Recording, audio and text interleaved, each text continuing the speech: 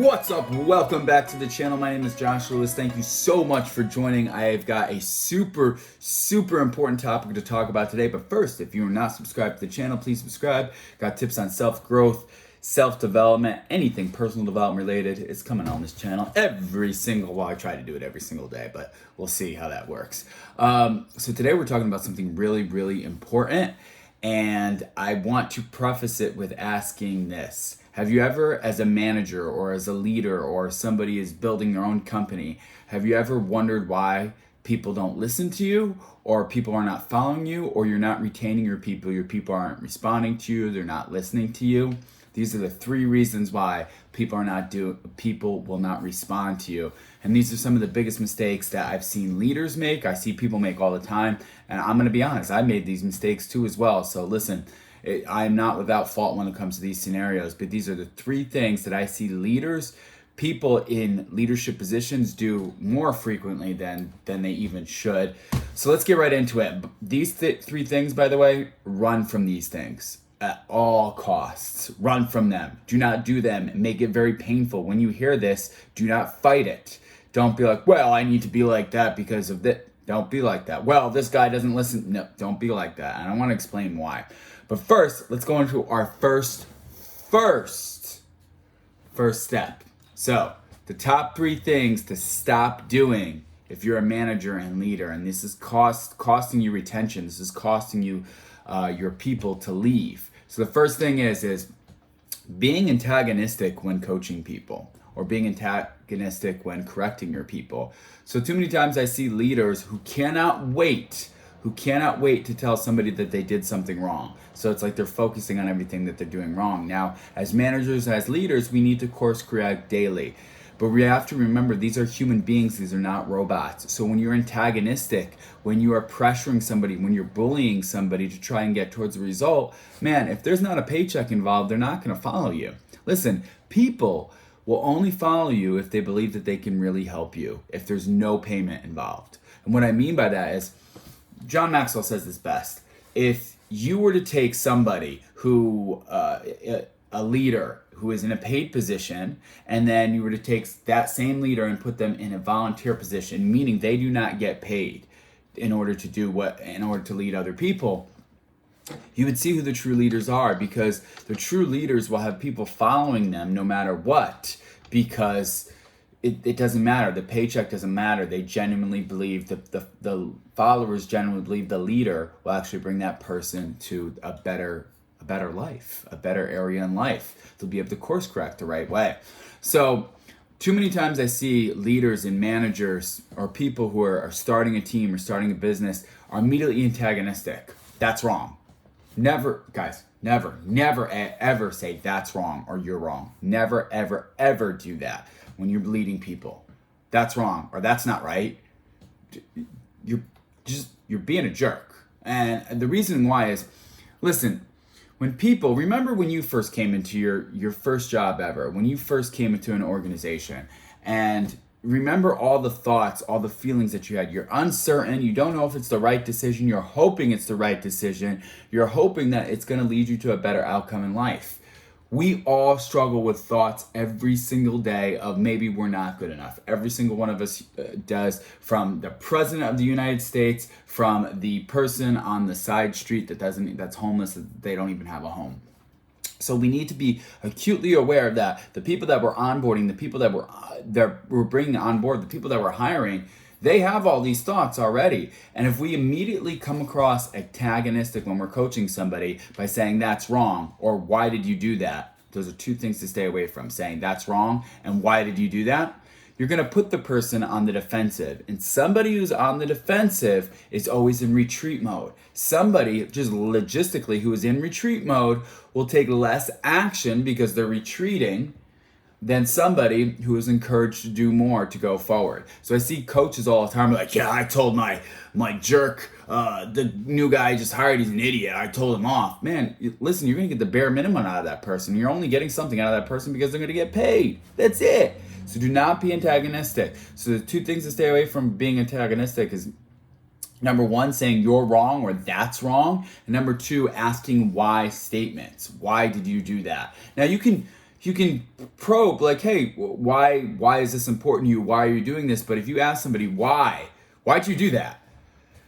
It immediately puts the person on the defensive. That question why, after somebody makes an action, immediately psychologically puts that person on the defensive. So let's say if I were to say, Josh, go take this, or Bob, go take this shaker and put it over there on the table, and they put it on the table, but they put it towards the edge of the table, and I say, why'd you put it to the edge of the table? Immediately that person's going to be like, did I do something wrong?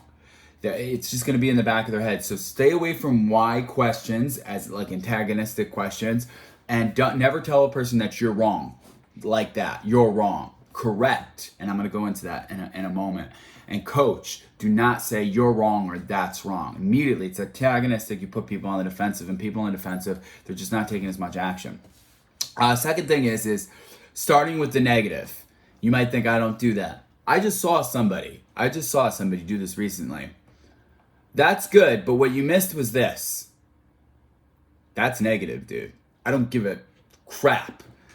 Try and keep this a very straight, not curse-worthy channel, but listen, this is something I get really frustrated with. People are like, oh, I started with the positive, and they'll say, yeah, that was good, but I noticed you did this wrong, and that wrong. Man, that's not starting with the positive. That's starting with the negative, because what you're doing in that situation, as somebody who's in a management or leadership position, you are taking yourself, you are elevating yourself in that position, and then immediately focusing on the negative. So therefore you create a gap and say, I'm the leader here because I noticed these 3 things wrong. You are still not at my level.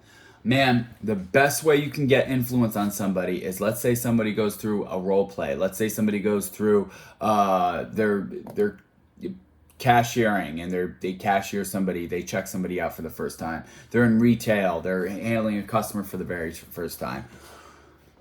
The best way to do it is to talk about your own mistakes first, or what you struggled with when you're actually correcting a behavior. But first, before you even do any of that, talk about what they did good. Wow, I loved your energy. Your energy was fantastic. Let me tell you something. When I first started, my energy was not up, and I already want to commend you and say, man, your energy has been off the charts lately. Just, you're passionate, and man, that's great. So the energy is really good. What I also noticed what you did well was, when you're talking to the person, your tonality was very warm, was very friendly. You made the person feel at ease. That was awesome. It was fantastic. You're building this person up. So they're like, okay, I'm doing good. And then as soon as you go into, and what I noticed, what you could work on. Great statement. This is what you could work on. And you notice what could be improved. What you could work on.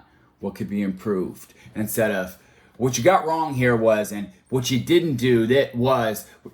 Dude, no, stay away from those type of things. You will take somebody who's brand new on your team, who you just hired, who you just brought on board, and you immediately make them feel weak. You need to do the coaching. So they're better. You have to do the coaching. But when you grill them, and when you say, well, you did this wrong, you did that wrong, man, why is this person going to want to follow you? Besides a paycheck. Imagine you're not paying them. Will this person want to follow you? It's a very good question to ask yourself. If there is no money involved, would this person follow me? It'll check you really quick.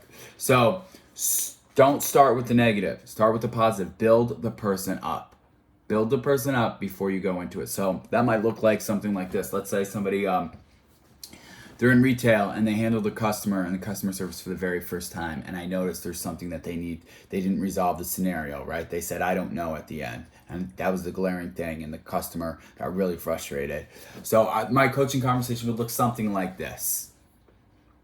Hey, Josh, I noticed when you were handling that person, your energy was fantastic. Your tonality is really good. You were very warm. You were very friendly. I know when I first started off, I was very nervous, and people could see that I was nervous. In fact, I really didn't even see you were that nervous all that much. You actually were taking control of the situation. It's very powerful. It's very good. You're going to do very well if you continue to keep that up. Because if you can make people feel comfortable, you can influence them. So really good job, Josh.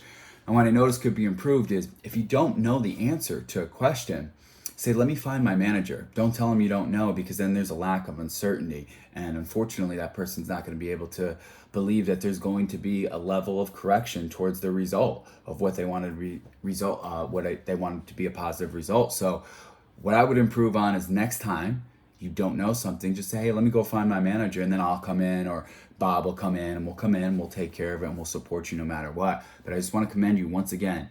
Right energy, your warm tonality made the person feel at ease. And next time, make sure when you don't know something, you get a manager and say, let me grab a manager, they'll find out more information for you. Can you do that for me?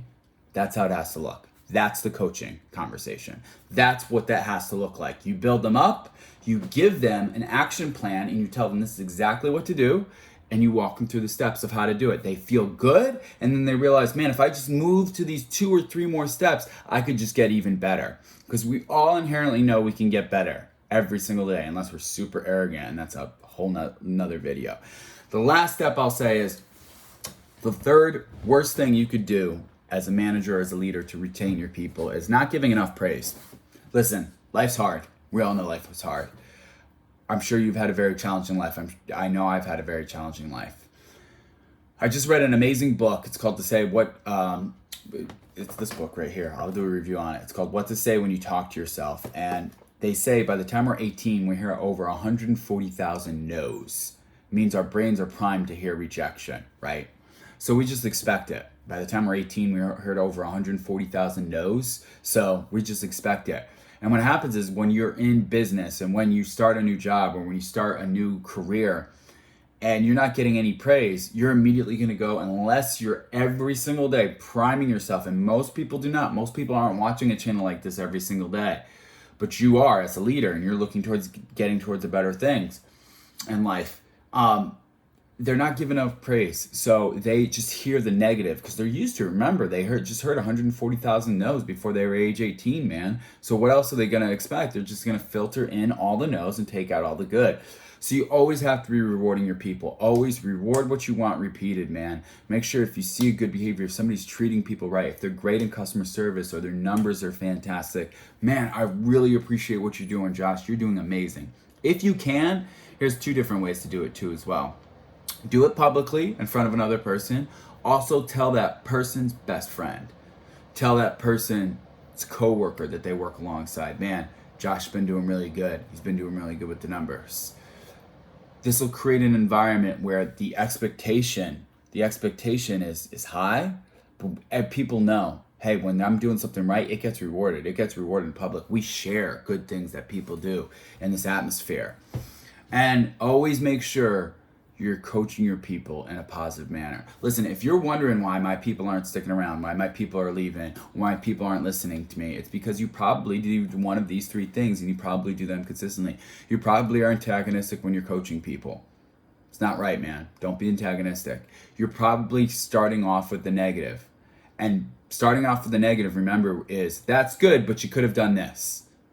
When you say that's good, but you could have done that, or real good job, but what I noticed is you don't even acknowledge anything well that they did. And when you do acknowledge what they did well, they're still foreshadowed by, man, I got to fix all these things. So build somebody up before you coach them. It's imperative that you do that. If you're losing people, I'm willing to bet you don't do that. And then not giving enough praise.